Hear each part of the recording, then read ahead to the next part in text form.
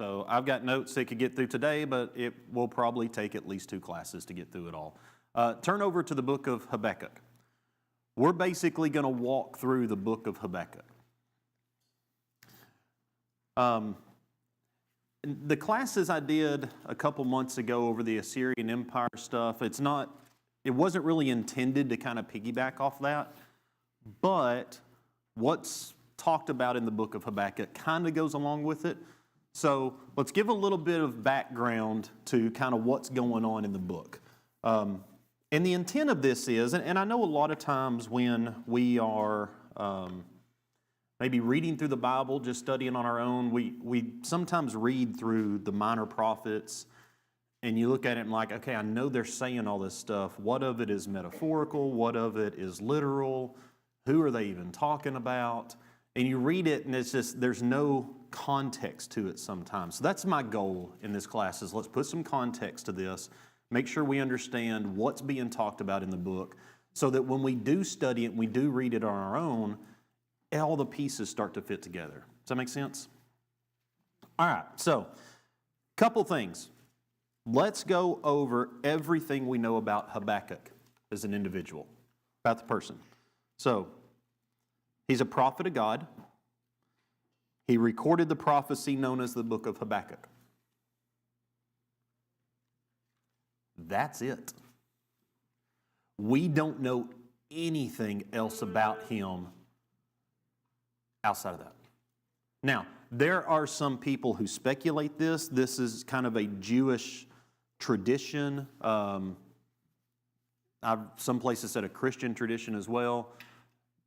There was a lady that Elisha interacted with, the Shunammite woman. Does anybody remember the story of that interaction between Elisha and the Shunammite woman? Did she have any kids when Elisha first interacted with her? Somebody can shake their head no.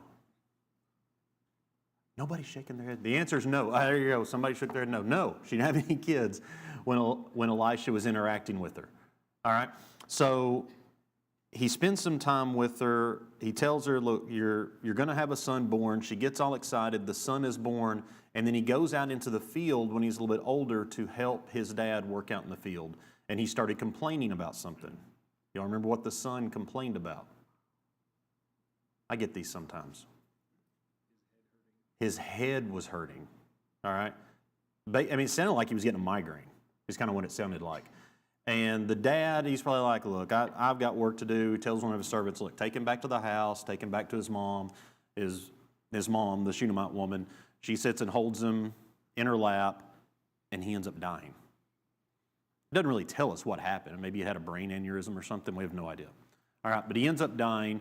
She goes and lays him on a bed, kind of locks him in a room, doesn't tell the dad what's going on. All right, just kind of, she's like, I'm going to handle this myself. And she gets a servant, get a donkey, and she takes off to go look for Elisha. Tells him what's happened. He comes back. That's when he lays on the child, kind of like puts his hands on his hands and stuff like that, and the child comes back to life. Tradition, Jewish tradition, some people claim that son is Habakkuk. But there is no evidence of that anywhere. All right, so you may hear that at some point, that boy that Elisha raised from the Shunammite woman, that he is Habakkuk. I did some digging this weekend trying to figure out, is it even possible that boy could have been Habakkuk? The timeline of when everything actually happened, we're looking at probably a 200-year gap from the time that Elisha would have had that interaction to the time when the book of Habakkuk was actually written. Now, when you start looking at timelines that far back, I mean, dates are estimates. They're not going to be exact, but you're looking at roughly 200-year gap. This isn't pre-flood. I mean, people aren't living 700 to 900 years. All right, so the chances that boy was Habakkuk is pretty slim. But if you ever have that, some people say that was Habakkuk. But outside of that, we don't know anything about him other than he's the prophet that recorded this prophecy from God and had this interaction with God. So Habakkuk, it is a Hebrew name. It's an unusual Hebrew name. It's not like somebody named John or Steve or Mike or something like that. That's a pretty common name that you're going to hear in English. In Hebrew, Habakkuk, that would stand out as somebody who's like, never heard that name before. It means embrace is what the word means. It comes from the Hebrew word Habak, H-A-B-A-Q is how we would transliterate that. And hopefully, by the time we get to the end of the book of Habakkuk, you can maybe see why. But as loosely, his name's translated as one who embraces.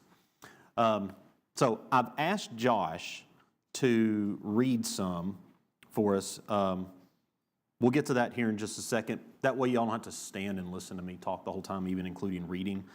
So this is where I said things are going to tie back into the Assyrian Empire thing. Y'all remember we went through the timeline of when Assyria came to power, the different kings that rose up in the Assyrian Empire and how they started interacting with the kings of Israel, and when they take Israel into bondage, into captivity. There's not really a lot of debate on who wrote the book. We know it was Habakkuk. Some people say some of the prophets that maybe they're collections of different writers potentially. Habakkuk's never been argued that way. And what Habakkuk is talking about is something that God foretold. All right, we knew this was going to happen. So if you look back in 2 Kings 21, God foretells the destruction that's going to be coming. And then 2 Kings 24, verses 1 and 2. Let me read this. It says, "In his days, Nebuchadnezzar, king of Babylon, came up, and Jehoiakim became his servant for 3 years. Then he turned and rebelled against him. And the Lord sent against him bands of the Chaldeans, and bands of the Syrians, and bands of the Moabites, and bands of the Ammonites, and sent them against Judah to destroy it, according to the word of the Lord that he spoke by his servants, the prophets."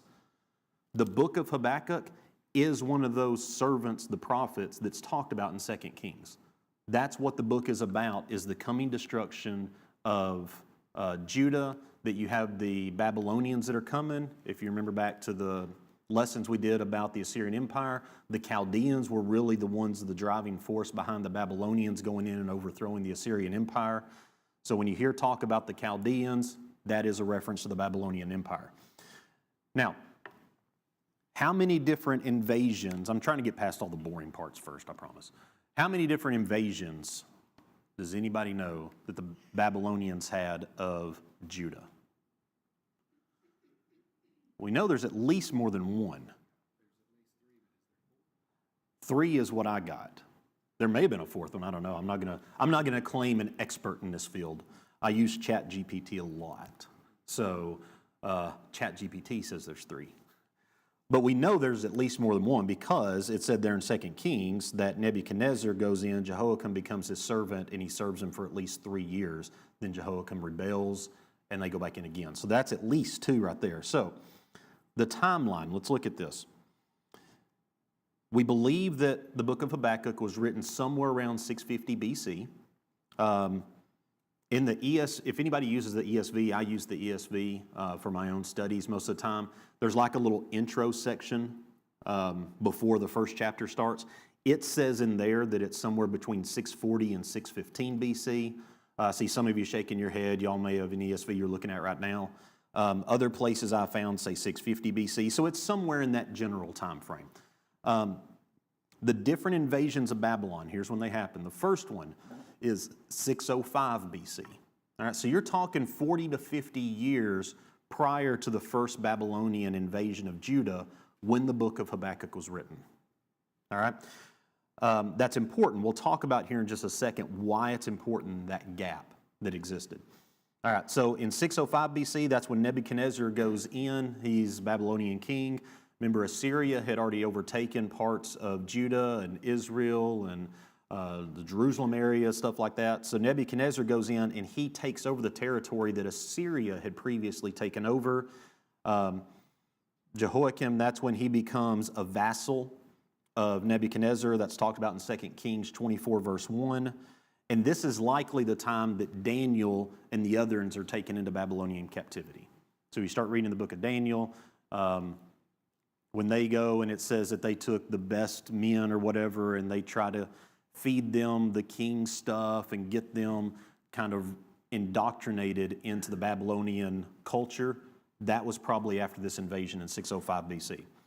The next one, we read a minute ago that Jehoiakim, it said, served him for 3 years. After 3 years, Jehoiakim's like, whoa, I ain't doing this anymore. All right, he starts to rebel against Nebuchadnezzar. So a couple of years after that, 597 BC, Nebuchadnezzar goes back in. Jehoiakim dies. They think maybe he was killed in battle, don't know for sure. His son rules briefly, but his son ends up surrendering. And at that time is when about 10,000 or more Israelites, or those living in Judah, are taken into Babylonian captivity. All right, so when we talk about Babylonian captivity, it's really on that second wave that you had the captivity truly starting at that point. Then Nebuchadnezzar appoints Zedekiah as kind of a puppet ruler, somebody that he can control in Judah. About 10 years later, Zedekiah rebels against Nebuchadnezzar. So 586 BC, Nebuchadnezzar's like, fine, I'm done with it. He goes in and he just wipes it clean. He goes in and destroys the rest of it. Everybody else is taken into captivity. That's when the temple is burned. And he's like, I'm finished with trying to have a kind of a puppet ruler in this area, trying to control it. I'm just going to wipe you guys off the face of the planet. All right, so that's kind of the time frame. And so the book of Habakkuk happened about 50 years before all that started. And here's why it's important to know that. There are some out there who claim to be biblical scholars and historians and stuff that say, well, you know what? The book of Habakkuk was really written right about the time that Nebuchadnezzar went in on that first wave in, what I say, 605 BC. When he went in and Jehoiakim started being his vassal, they said that he's going to basically be a puppet to Nebuchadnezzar. Why would that change the way we look at the book of Habakkuk if it was written right about the same time that Nebuchadnezzar first went into Judah? What if today I were to sit down and I were to write out something that I'm going to claim as a prediction of the future? I'm going to claim as a prophecy. And I'm going to write it out and I'm going to say that I prophesy that Donald Trump will be the president in 2026. Do you think my prophecy is going to come true? Probably. He's still serving in his term. So unless something bad happens, there's a pretty good chance he's going to be the president again. So is that really a prophecy? Now, I'm predicting something that's happening in the future, but the chances of me getting it right is pretty high. All right? So people be like, look, you're not really prophesying. All right? You're just looking at the world and what's going on, and you're just saying what naturally is going to happen, and there's a good chance you're going to get it right. So if people say the book of Habakkuk was written right about the time that Nebuchadnezzar was going to go into Judah, what does that do to this book? I've said this many times in this class. I'm the master of awkward silence. So I want to get you guys talking. Let's think. What does it do to the book of Habakkuk if it's written right about the time Nebuchadnezzar goes into Judah? Is it really much of a prophecy? No, it's really more of a historical record. I mean, there's a difference in reading a history book and then reading the Bible, which is prophecy. All right? So knowing that timeline is extremely important, because if this was written right at the time that Nebuchadnezzar went in, it kind of invalidates this whole book of Habakkuk. If that were true, what would it do to everything else in Scripture? It undermines everything in Scripture. Because what would that mean? That the Holy Spirit now is making sure that the book of Habakkuk is retained and it becomes part of the canon. It's retained in the Bible for something for us to read as a prophecy and an interaction between Habakkuk and God. And the Holy Spirit made sure that stayed there, when in reality it wasn't really a prophecy. That would undermine everything in Scripture. At what point now could we trust what's really in the Bible? All right, so that's why I said there's an importance of knowing that timeline and that gap that's in there. All right, so let's start working our way through the book of Habakkuk. And this is where I've got Josh. So, John, you doing the sound? So Josh has the handheld mic. If you don't care, Josh, read verses 1 through 4. The burden which the prophet Habakkuk saw. O Lord, how long shall I cry, and you will not hear, even cry out to you violence, and you will not save? Why do you show me iniquity and cause me to see trouble? For plundering and violence are before me, there is strife and contention arises. Therefore the law is powerless, and justice never goes forth, for the wicked surround the righteous, therefore perverse judgment proceeds. If this is written 50 years before Babylon overtakes everything, who is in power at this time? And this is what we studied previously. The Assyrians are in power, right? Not the Babylonians. Who did Assyria take into captivity? Did they take the southern kingdom into captivity or the northern kingdom? The northern kingdom. They took what we considered Israel into captivity, not Judah. All right? So Habakkuk is writing from the standpoint of Judah. They're not in captivity. All right? Israel went into captivity. So when you read this, and Habakkuk saying is like, how long are we going to cry out for help, God, that there's all this violence going on and you're not doing anything about this? How long are you going to sit here and watch us suffer? Is he talking about the violence coming from the Assyrians? No. He's talking about what's going on inside their own land in Judah. All right? What was Judah like? Most of their kings, did they have any good kings in Judah? There were a couple. Were they predominantly good kings in Judah? No. All right. Most of them were evil kings. So of all the kings of the northern tribe, that being Israel, they were all evil is what we have recorded. And up at the time that Habakkuk is written, in Judah, there's been 6 evil kings with one good one kind of shoved in there. But if it gives you any indication about what it was like living at that time, let's see, I had this written in here somewhere, I think. Yeah, Josiah. What did King Josiah do that he's most remembered for? Yeah, he found the law. All right? So when Josiah took over, there was no law being carried out, which would have been the law of Moses. All right? He found the law, and they're sitting there reading, it's like, whoa, we're supposed to be following this stuff. And he has the read in the hearing of all the people, like, hey, we've got to get things back to following God and the law of Moses, which means before that was just kind of chaos in the land of Judah. All right, people were not following God's law at that time, and even after Josiah was no longer the king, it kind of went back to that same thing. All right, people were not following it anymore. So the main concern at this point from Habakkuk is that it seemed like God was content just sitting to the side and watching. That God is like, hey, I already give you the law. I already told you what to do. You guys want to screw it up, then screw it up yourselves. I'm not going to get involved. That's your all's problem. That almost sounds like what Habakkuk is asking God.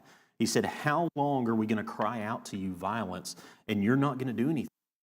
And you're not going to save? Why do you make me see iniquity and why do you idly look at wrong? Think of it from our perspective today. Is it not easy to look at the world we live in today and for us to maybe say that same thing? It's like, God, how long are you going to sit by and watch this? I mean, look at the evil that's going on in the world, and even not just within America. I mean, we can point at all kinds of stuff in America, and point out how many babies are we going to allow to be killed, God, before you step in and do something about this? How many murders are we going to allow to take place in the streets? How much corruption are we going to allow to go on and people try to undermine this and undermine that? In America, we even got it pretty good. We're not worried about our heads being chopped off because I'm standing here preaching from the Bible. All right? There's a lot of evil going on in this world today, and how many people want to sit by and say, like, look, the law's paralyzed. The law is pointless at this point because nobody is following it. And God, how long are you going to sit here and allow the wicked to surround the righteous? Does it not sound a lot like the world we live in today? Similarities are kind of uncanny. I went back and looked at some, if you can't tell, I like statistics, all right? I'm kind of a fact-driven kind of person. But went and looked at pewforum.org. In 2007, 71% surveyed said they believed in God with absolute certainty. That was 2007. In 2014, that number had dropped to 63%. That was 11 years ago, that 63% said they believed in God with absolute certainty. Let me stop, oh, that's more than half. Then how long are we going to claim we live in a Christian country? All right, if barely half of Americans 11 years ago said they even believed in God. 2017, a poll was taken that showed that 80% of American adults said they believed in God, but only 56% said they believed that was the God described in the Bible. So they believe in a God, just not the one you read about in the Bible. That was 8 years ago. And I can't imagine it's gotten too much better. Now, there have been some events that have happened in the last couple months in our country where people seem to be turning back to religion a little bit maybe. But how long is that going to last for? I mean, I remember after 9/11, churches were filled with people. Everybody wants to get back to church, but it didn't last forever. So when we read things like this, and I'm trying to tie it into a personal application to us. What you imagine that was going on in Judah, a lot of people could probably point at the world today and say the same thing. Is how long is this evil going to go on and God's just going to sit to the side and not do anything about it? So, Josh, if you don't care, read verses 5 through 11. And what this is God's response back to Habakkuk. Josh, 5 through 11. Look among the nations and see, wonder and be astounded, for I am doing a work in your days that you will not believe if told. For behold, I am raising up the Chaldeans, that bitter and hasty nation, who march through the breadth of the earth to seize dwellings not their own. They are dreaded and fearsome, their justice and dignity go forth from themselves. Their horses are swifter than leopards, more fierce than evening wolves, their horsemen press proudly on. Their horsemen come from afar, they fly like an eagle swift to devour. They all come for violence, all their faces forward. They gather captives like sand, at kings they scoff, and at rulers they laugh. They laugh at every fortress, for they pile up earth and take it. Then they sweep by like the wind and go on guilty men whose own might is their good, or God. Do you think this is the answer that Habakkuk was expecting? Because remember, he's not talking about the Assyrians at this point. He's not talking about, God, how long are you going to let the Assyrians do all this to your children? He's talking about stuff within their own nation. Is how long are you going to let your own people set aside and not do anything? In the past, what are some ways that God has maybe stepped in when the children of Israel started getting off the reservation a little bit? What are some examples of things that God has done? Just get, huh? Wandering in the wilderness. Yeah, wandering in the wilderness, for one. So God stepped in and created a punishment within the children of Israel. All right? I'm thinking back to things like, what's his name? Korah and Dathan and all that in Numbers 16. Maybe Habakkuk is expecting God to respond like, you know what? Don't worry about it. I'm going to open the earth up and it's just going to swallow up the ones who are evil. And then when it closes up, we're left with all the good Israel, or the children of Israel left, and you guys will be just fine. Or maybe he's thinking of fiery serpents are going to come. We talked about not long ago that, you know what, I'm just going to send some fiery serpents in. They're going to kill some of the bad people, And the ones who are good, we're going to stick this bronze serpent up on a pole. You guys can look at it, and you guys will be good then. Maybe that's the response Habakkuk is expecting from God. But what did God say was about to happen? He tells them in verse 5, he said, look among the nations and see, wonder and be astounded. It's basically saying, I'm getting ready to shock you.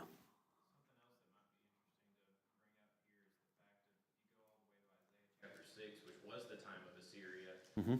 Isaiah says, I am a man of unclean lips and dwell among a people of unclean lips, and this is long before we even get to this point. So yeah. By the time Babylon's coming around, Judah's well beyond the point of no return. Yeah. It's bad. So this isn't something that just popped up all of a sudden within Judah. It's kind of that point. It's been like this for a while, all right? And to Josh's point, for anybody who couldn't hear him, it's even all the way back in Isaiah when he's talking about that he's among a people of unclean lips. This is well before all this came about. It's been going on for a while. Judah's almost past the point of return. All right? And so imagine that's the environment Habakkuk's living in, saying, God, how long are you going to let this go on? And God said, and the second part of verse 5 is very interesting to me. It says, for I am doing a work in your days that you would not believe if told. He's like, you know what? I'm going to take care of this. It's going to be addressed. I'm not going to put up with this evil forever, but I could tell you what I'm going to do, and you wouldn't even believe me if I told you. Because what does he say in the very next verse? For behold what? I am raising up the Chaldeans. That is the thing that God was saying, look, if I told you, you're not going to believe this. I'm getting ready to shock you. I'm going to raise up the Chaldeans. They're going to come and destroy you guys. If you were to think, and you can say it out loud, I don't care. Think of a country in the world today that if we were to go to war with this country or this country tried to come invade us, that in our minds we could just kind of swat them away like flies. I mean, there's a lot of small countries around the world I could probably think of. All right? Russia would probably not be on that list, all right? We go to war with Russia, probably a little concerned. All right? But if we go to war with, we go to war with Venezuela. We go to war with Ethiopia. We go to war with a lot of these other countries that are very, very small in comparison to us. You look at their military might today, and it's nowhere even close to the same. And God said, I'm going to send them to destroy you guys. I'm getting ready to shock you. I'm going to tell you something you wouldn't even believe. Habakkuk, do you all remember when we talked about the Assyrians? Assyria was almost at the height of their empire right before they were overthrown. And they started to crumble from the inside all of a sudden. Do you remember how long we talked about the gap was from the time that Assyria was at their peak until they didn't exist on the planet anymore? It's about 20 years. There was about a 20-year gap from when Assyria went to where they had so much land and so much power to where they were wiped off the face of the earth. There was no remnant of them left. How long did I say the book of Habakkuk was written prior to Babylon going in? 50 years. That means, was Babylon and the Chaldeans much of a threat at this point when this was written? No. Who was the global threat? Assyria was the global threat. So God tells Habakkuk, he's like, hey, I'm going to take care of this. Don't worry about it. All right? This may not happen as quickly as you want, but I'm telling you, I'm getting ready to raise up the Chaldeans. And Habakkuk's probably like, the Chaldeans? What are you talking about? And it says in here, those who march through the breadth of the earth to seize dwellings not their own. This is probably not talking about experience with the Chaldeans at this point. This is prophecy about what the Chaldeans, which again, the Chaldeans were mainly the driving force behind Babylon becoming the power that they were. So not only is God telling what's going to happen to Judah at this point, it's like, I'm going to come in and fix all this evil that's going on. God's also foretelling the introduction of a new world power at this point. that people did not expect Babylon to overthrow the Assyrians, but they did. All right? That's who the Chaldeans are he's talking about. They marched through the breadth of the earth. They seized dwellings not their own. These are things that are going to happen in the future. They're dreaded. They're fearsome. Their justice and dignity go forth from themselves. Their horses are swifter than leopards, more fierce than the evening wolves. Their horsemen press proudly on. Their horsemen come from afar. They fly like an eagle, swift to devour. If someone were to predict one of these countries we mentioned, the Swiss, they're going to come in and their horses are going to be like leopards when they hit the United States, and they're just going to go through and wipe us out before we even know what happens. How nervous are all of us going to get right now? Probably not too nervous. Like the Swiss, I mean, they're really going to come in and overthrow us? Like, I'm not too worried about their horsemen right now. All right? They're not really a power that should be threatening us. But this is kind of what God is saying is getting ready to happen to Judah. They all come for violence, all their faces forward. They gather captives like sand. If you were to go out onto a beach and you're to scoop up a handful of sand, how many grains of sand do you think is in your hand? That's what the Chaldeans, that's what the Babylonians are getting ready to do. They're going to go take captives just like that. They will have people, how many captives did I say that they took in the second wave around 597 BC when they went in? About 10,000 plus. So roughly 10,000 captives they took back with them. All right, they had already taken Daniel and his entourage back in 605 BC. All right, so they already had a presence, but it's like, fine, I'll just go in and take all you guys captive. That was them coming. This is God foretelling that that's going to happen. Let's see. At kings they scoff, and at rulers they laugh. They laugh at every fortress, for they pile up earth and take it. What does that mean? They pile up earth and take it when they laugh at a fortress. Huh? Yeah. These walls that you're going to build up around the outside of your city, which is meant for fortification, that you're going to protect your city and people can't get over these walls. They may build ramps to go up over these walls. Your walls aren't going to stop these guys. You're not going to be able to do anything about it. But even it says they pile up earth.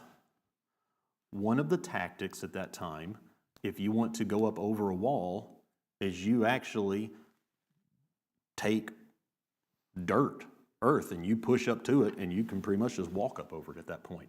Now, they may have already had to get somebody into the city first before they can start pushing dirt and rocks and stuff up, or they can just kind of walk up, make like their own little stairs, basically like a ramp. They're going to get up over these walls, and good luck. They're just going to come in and wipe you guys out. Then they sweep by like the wind and go on, guilty men whose what? How does that verse end? Then they sweep by like the wind and go on, guilty men whose own might is their God.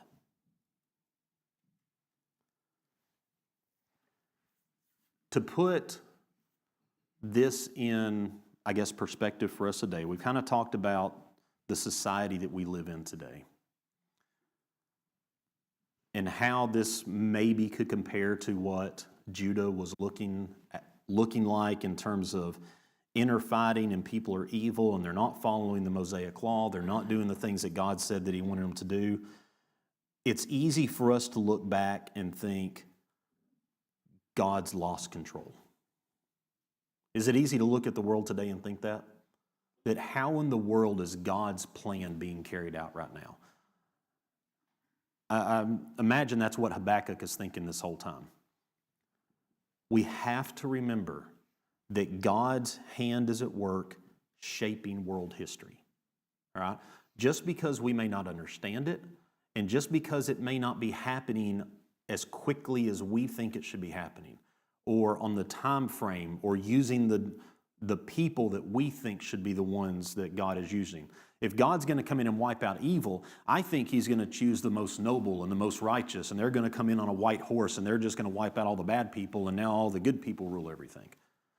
All right? When I'm writing this fantasy novel in my head, that's what I would expect is going to happen. All right? That's not necessarily the way that God shapes human history. What people were he using to fix the problem within Judah? Probably some of the most vicious, evil people you could find on the planet. And I don't say this to scare us, but we oftentimes as America look at ourselves as we are now God's people. This is God's country. All right? We are the perfect Americans. We are the Christians that God wants. We're the ones that we're shaping things the way the Bible tells us to shape things. And when you really look around out here, it's like, maybe, maybe not. And then we look at these other world powers that, whether you believe it true or not, we look at and like, oh, those are evil people. All right, there's no way God would let that country come in and overthrow us. There's no way God would allow this out here to happen. Because, they're worse than we are. We may be bad, but at least we're not them. Is that the way that God looks at punishing evil? Not at all. That's not what he did here on punishment of Judah and the way that they were acting. This verse has stuck with me most of my life. I remember the very first time I don't want to say the first time I ever read it, but the first time it really struck me of what this means. And it almost has changed the way I look at the world around me. My thoughts are not your thoughts. Neither are my ways your ways, declares the Lord. For the heavens are higher than the earth, so my ways higher than your ways, and my thoughts than your thoughts. It's basically, I don't care if you understand what I'm doing or not. I don't care if in your mind it makes sense what's happening. My thoughts are higher than your thoughts. That's God speaking. My ways are higher than your ways. If you don't like it, it's kind of tough. All right? I'm not working on the same type of level of logic that you're working with. All right? God's level of logic is so far past ours that it's not possible at times for us to understand it. And he may not be expecting us to understand it. But that's why it says his thoughts are higher than our thoughts. His way are higher than our ways. Even if we don't get it when we're looking at it, it's the way it is. All right, so second, just because we may see evil men rise up in power in this world, that does not mean God has abandoned this world. Do you think that Nebuchadnezzar was the righteous savior that Habakkuk may have been looking for to come in and wipe out the evil that was within Judah? What was Nebuchadnezzar like? He built something for himself that we typically think about when we think King Nebuchadnezzar. What was it he built? I know y'all remember. You can talk, it's okay. The Hanging Gardens of Babylon. He may have had a lot to do with it. There was a statue, right? Nebuchadnezzar wasn't the guy that the world, even at that time, would have looked at and was like, that's the guy who's going to save us. That's the guy who's going to wipe out the evil. Right? He's the white knight that's going to come in and save everything. Not Nebuchadnezzar. He probably would have been the last one they would have looked for. Are there evil rulers in this world today? Absolutely. And we're told in Romans that God puts these rulers in place. And sometimes I think we're tempted to look at these rulers and like, there's no way God put that one in place. Like, that one probably slipped in and when he wasn't paying attention. The Roman says he puts them in place. He gives them power. All right? They don't have power unless God allowed them to have the power. Now, are they the ones that maybe we would have pointed at and said that God should have used this person instead? Probably not. But God's hand is in control of making sure that world history flows the way he wants it to.